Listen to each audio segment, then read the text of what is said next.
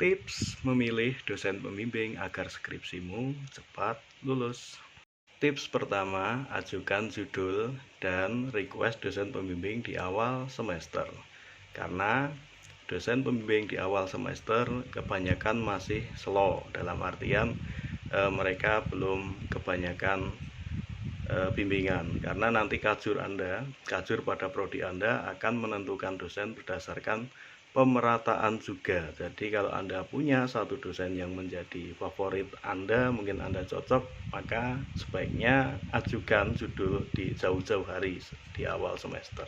Biasanya mahasiswa akan mengalami kebingungan ketika menemukan sebuah judul yang menurut mereka menarik, namun bingung siapakah dosen yang cocok atau tepat dalam mendampingi kita melakukan proses penelitian. Tips kedua, Anda boleh kepo dengan mencari tahu latar belakang dosen. Nah, dosen ini sebenarnya tidak rahasia ya kinerjanya, karena Anda bisa mencari tahu penelitiannya, pengabdiannya itu melalui berbagai macam platform, akun media sosial akademik tentunya. Salah satunya adalah Google Scholar. Nah, Anda bisa mencarinya di web tersebut dengan cara memasukkan nama-nama dosen yang mungkin Anda kenal, nama dosen Anda satu persatu, dan nanti Anda lihat profilnya. Profil dosen tersebut adalah sejarah penelitiannya. Nah, kira-kira tema Anda itu apakah bersinggungan atau beririsan dengan riset-riset yang pernah dilakukan dosen tersebut.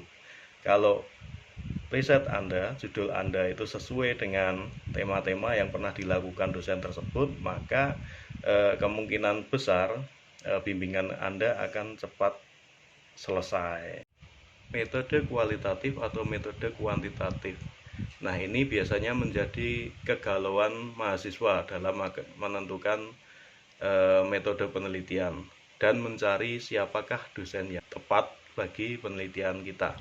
Nah, tentu dosen juga mempunyai keterbatasan bagaimanapun dia, karena beberapa dosen itu mendapat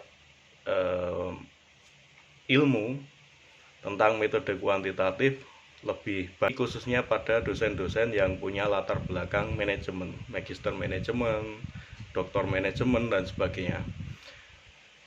Begitu juga dosen-dosen yang memiliki latar belakang ilmu sastra, ilmu sosial humaniora, ilmu bahasa, itu kemungkinan besar lebih menguasai metode-metode yang bersifat kualitatif. Nah, ini tentu tidak akan maksimal ketika latar belakang ilmu dosen tersebut membimbing judul-judul penelitian mahasiswa yang tidak sesuai kompetensinya.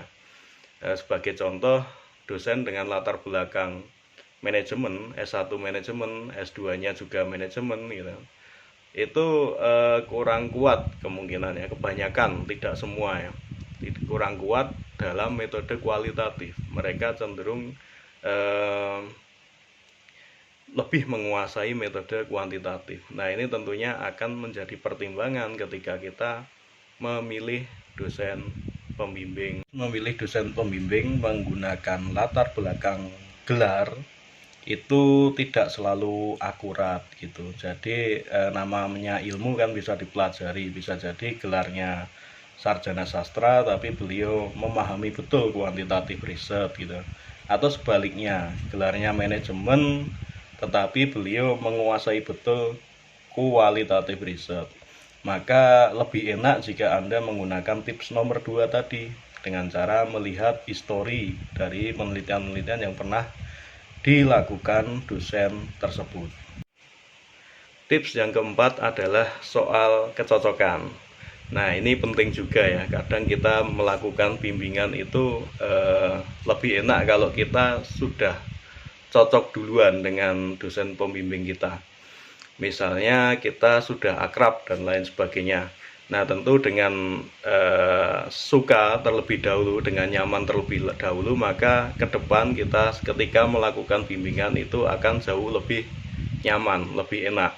Kita juga boleh mempertimbangkan rekomendasi dari kakak kelas. Tidak ada salahnya kok kita tanya gitu kan. dosen A karakternya bagaimana, dosen B karakternya bagaimana, kalau penelitian saya seperti ini nanti cocoknya dengan dosen siapa dan sebagainya. Nah, itu sah-sah saja, silakan Anda banyak diskusi dengan kakak kelas Anda yang sudah pernah penelitian atau sudah lulus, yang mungkin bisa memberikan pencerahan gitu. Mungkin itu saja beberapa tips yang bisa saya berikan.